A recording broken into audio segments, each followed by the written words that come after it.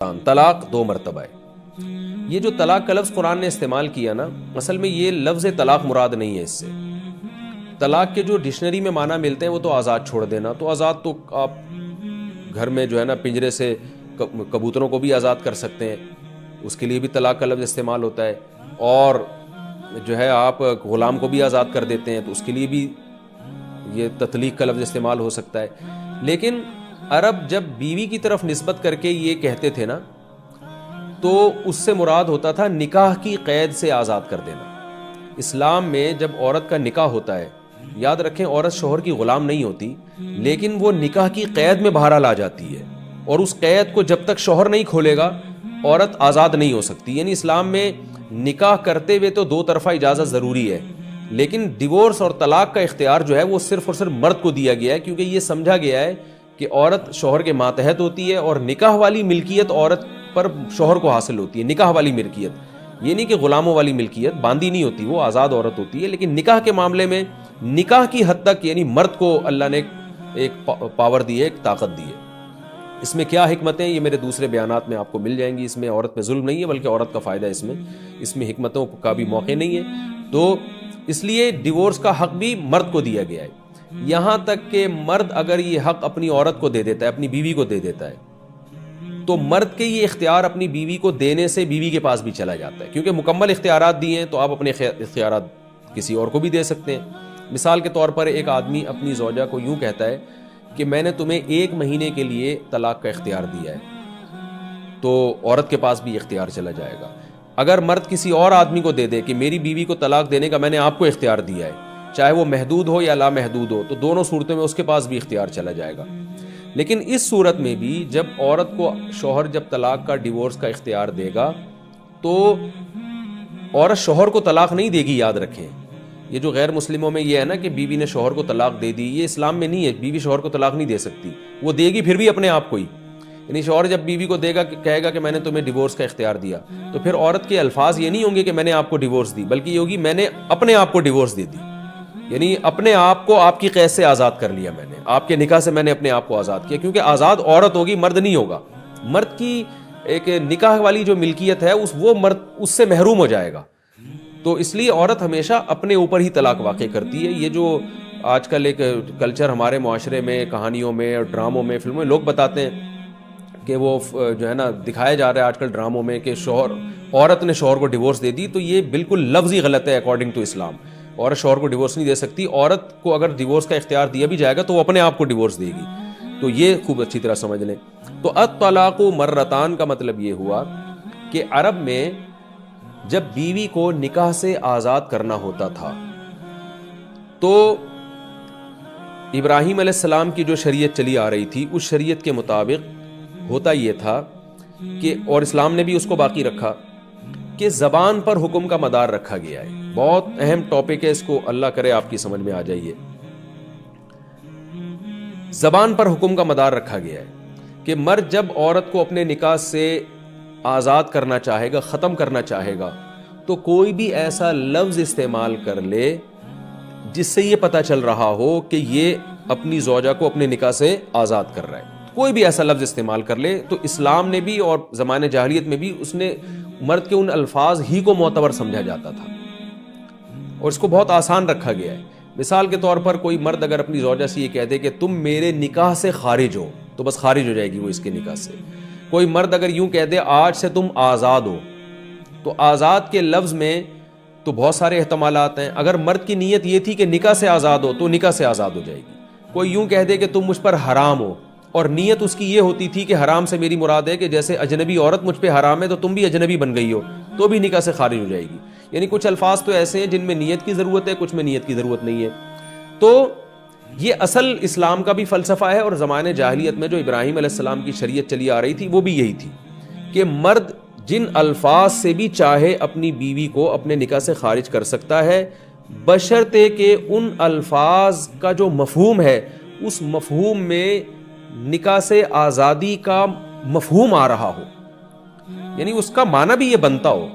مثلا کوئی شخص اگر اپنی زوجہ سے کہہ دے کہ تو بڑی نالائق ہے، اور بعد میں کہا میں نے جو یہ نالائق کہا نا تو میری نیت طلاق کی تھی، تو طلاق واقع نہیں ہوگی، اس لیے کہ نالائق کے لفظ میں تو کوئی نکاح سے آزادی والا کوئی عنصر پایا ہی نہیں جاتا نا، تو کوئی بھی گالی دینے سے یا کوئی برا بھلا کہنے سے نہیں ہوگی. یعنی ایسے الفاظ استعمال کرے جن سے یہ پتہ چل رہا ہو کہ یہ اس عورت کو اپنے نکاح سے نکالنا چاہتا ہے. تو ایسے الفاظ کسی بھی زبان میں ہو، انگلش میں ہو، پشتو میں ہو، پنجابی میں ہو، سندھی میں ہو، تو اسلام نے انہی الفاظ کا اعتبار کیا ہے. اس لیے اسلام میں صرف عربی میں طلاق نہیں ہوتی، اردو میں بھی ہوتی ہے، فارسی میں بھی ہوتی ہے، انگلش میں بھی ڈیورس کا لفظ ہے اس سے ہو جاتی ہے. تو اب یہ خوب اچھی طرح سمجھیں کہ جیسے ہمارے ہاں بعض الفاظ بعض میننگ کے لیے خاص ہو جاتے ہیں، اصل میں تو وہ خاص معنی کے لیے نہیں تھے، لیکن ان کا استعمال اتنا ہونے لگتا ہے کہ پھر وہ اسی معنی میں استعمال ہوتے ہیں. تو ایسے ہی طلاق کا جو اصل لفظ تھا وہ تو تھا کہ آزادی، لیکن عرب نے اس لفظ کو جب بیوی کے لیے استعمال کرتے تھے تو ان کی مراد یہ ہوتی تھی کہ اس کو نکاح سے خارج کرنا. بالکل جیسے انگلش میں ڈیورس کا لفظ جب بیوی کے لیے استعمال ہوتا ہے تو اس سے مراد نکاح ختم کرنے کے علاوہ اور کوئی مقصد نہیں ہوتا، یعنی اس کا کوئی اور مطلب ہے ہی نہیں عرف میں. تو ایسے ہی عرب میں جو طلاق کا جو لفظ تھا نا، طلاق کا لفظ وہ اسی معنی میں استعمال ہونے لگا کہ جب بھی زوجہ کو، اپنی وائف کو نکاح سے انہوں نے خارج کرنا ہے تو وہ طلاق ہی کا لفظ استعمال کرتے تھے. تو اب شریعت نے یہ کیا کہ شریعت نے ایک اصول بنایا ہے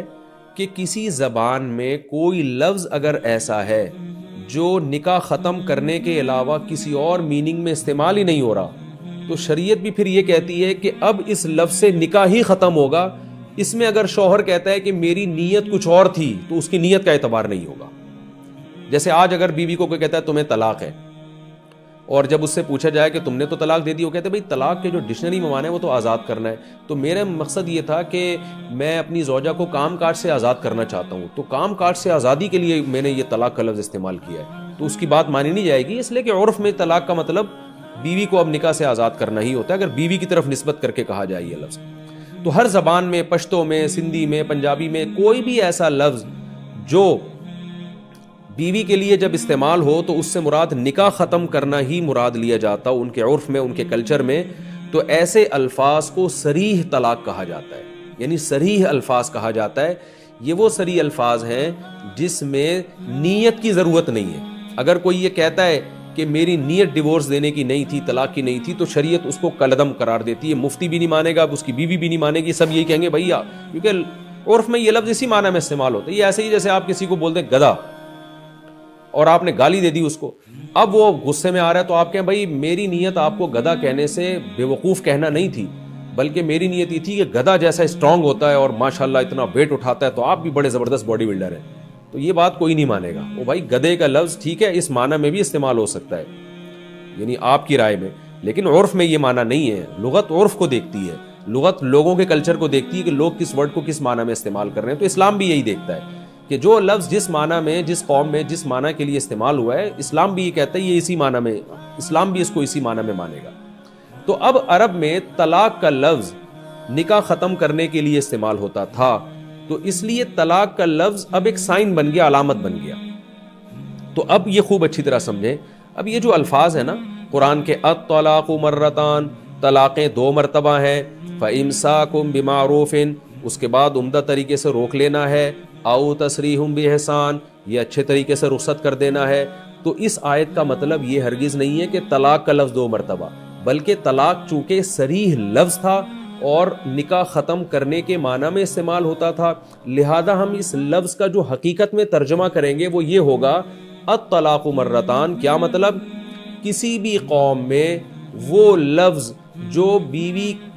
کے نکاح کو ختم کرنے کے لیے استعمال ہوتا ہے اور اس کے علاوہ کسی دوسرے معنی میں استعمال نہیں ہوتا، تو وہ لفظ جب بیوی کی طرف نسبت کر کے استعمال کیا جائے گا تو وہ 2 مرتبہ استعمال ہو سکتا ہے، اور 2 مرتبہ کے بعد تمہیں یہ اجازت ہے کہ تم زوجہ کو یا تو عمدہ طریقے سے روک لو یا عمدہ طریقے سے رخصت کر لو. یہ مطلب ہوا اس آیت کا. اس میں ڈیورس کا لفظ بھی آ گیا. یعنی اگر کوئی انگریز یہ کہتا ہے یا کوئی انگلش میں بیوی کو کہتا ہے تمہیں ڈیورس ہے، تمہیں ڈیورس ہے،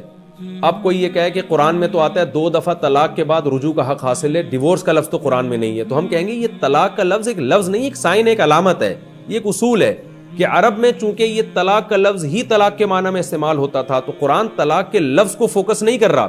قرآن عرب کے کلچر کے لحاظ سے بات کر رہا ہے. تو وہ ہر قوم کا اپنا کلچر ہوتا ہے. تو اس آیت کا جو صحیح ترجمہ ہوگا وہ یہ ہوگا، الطلاق کا مطلب کیا ہوگا کہ وہ لفظ جو کسی بھی قوم میں ڈیورس کے علاوہ کسی اور معنی میں استعمال نہیں ہوتا، وہ لفظ جو صریح لفظ ہے، یعنی صریح لفظ جس سے طلاق دی جاتی ہے،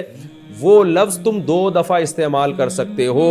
2 دفعہ کے بعد تمہیں یہ رائٹ ہوگا کہ تم روک لو یا رخصت کر لو۔ پتہ یہ چلا کہ اگر صریح لفظ سے طلاق نہیں دی ہے پھر اس کا یہ حکم نہیں ہے، خوب اچھی طرح سمجھ لیں۔ مثال کے طور پر کوئی شخص اپنی بیوی کو ایسے الفاظ سے طلاق دیتا ہے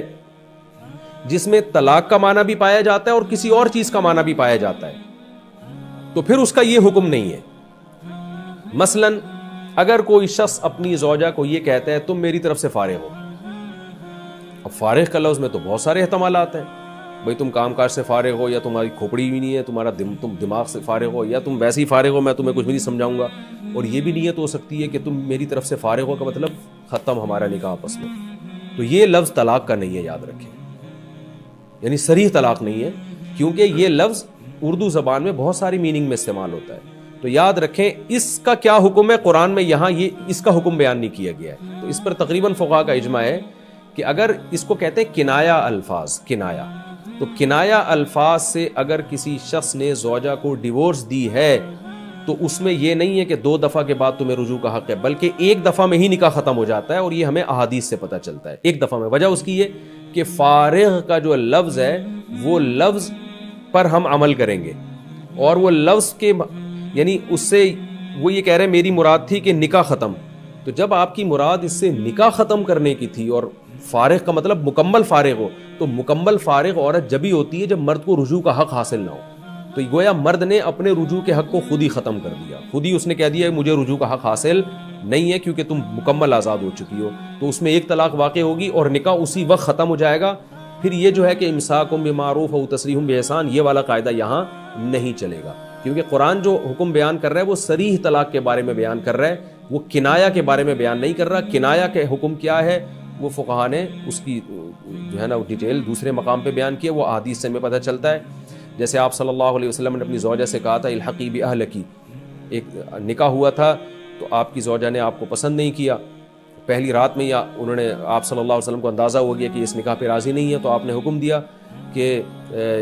الحقی باہلکی، جاؤ اپنے گھر چلی جاؤ، اور گھر چلی جانے سے آپ کی مراد یہ تھی کہ نکاح میں ختم کر رہا ہوں، تو یہ کنایا کے الفاظ تھے، اسی وقت ڈیورس ہو گئی تھی، اسی وقت 1 طلاق بائن واقع ہو گئی تھی، تو کوئی اس طرح کے الفاظ استعمال کرتا ہے۔ تو اب میں دوبارہ اصل ٹاپک کی طرف آتا ہوں۔